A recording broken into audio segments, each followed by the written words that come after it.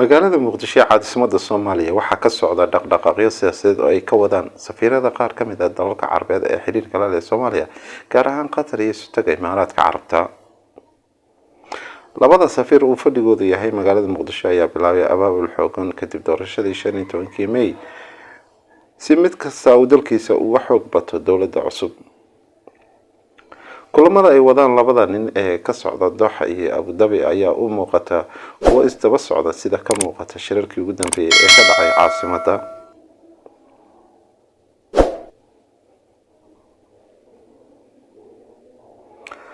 gudoomiyaha aqalka sare Cabdi Xaashi Cabdullaahi ayaa shalay xafiiskiisa ku qaabilay danjiraha Imaaraadka u qaabilsan Soomaaliya Maxamed Axmed Al Cusmaan, waxayna ka wada hadleen adkeynta xiriirka labada dal sida ay dowladda Sultanka Imaaraadka Carabta uga qayb qaadan lahayd gurmadka abaaraha ee haatan ka socda gudaha dalka Soomaaliya.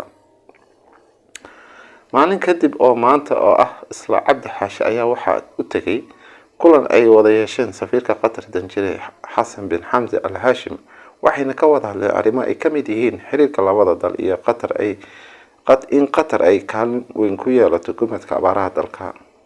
5 sano la soo dhaafay Qatar ayaa xiriir xoogan la lahayd dowladii hore ee uu hogaaminayay madaxweyne hore Maxamed Cabdullaahi Farmaajo, waxayna u muuqataa in Imaaraadku booskaasi kala wareegi doono marka la eego dhaqdhaqaaqyadiisa uu haatan ka wado gudaha dalka.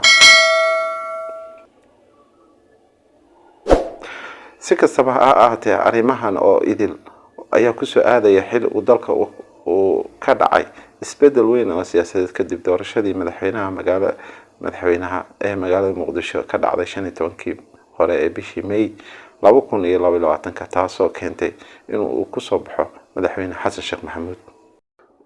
waddanka Zimbabwe ayaa la sheegayaa in iibsiga suulasha lugta ay noqdeen kuwo aad u suuq leh isla markaana lacag badan la kala siisanayo. dadka Zimbabweenta ayaa u aaminsan in suulka uu qofka iska gooyo isla markaana uu helayo lacag badan. shirkado ayaa jira oo sheegaya inay iibsanayaan suulasha bini'aadanka kuwaas oo siinaya dadka lacag badan ama gaari. haddaba sawirka idin muuqda ayaa ah nin suulka iska jar isla markaana gaari la siiyay. haddaba may kula tahay daawade in suulka la gooyaa ee lacag lagu helayo, iyo maxay tahay sababta ka dambeysa in suulka uu qofka iska gado?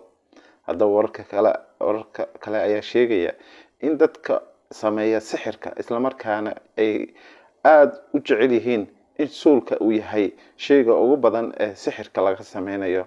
suulka bini'aadanka ayaa ah arrin aad u gub ah isla markaana ay jiraan warar sheegaya inay yihiin sheekooyin madadaalo ah aanan waxba ka jirin.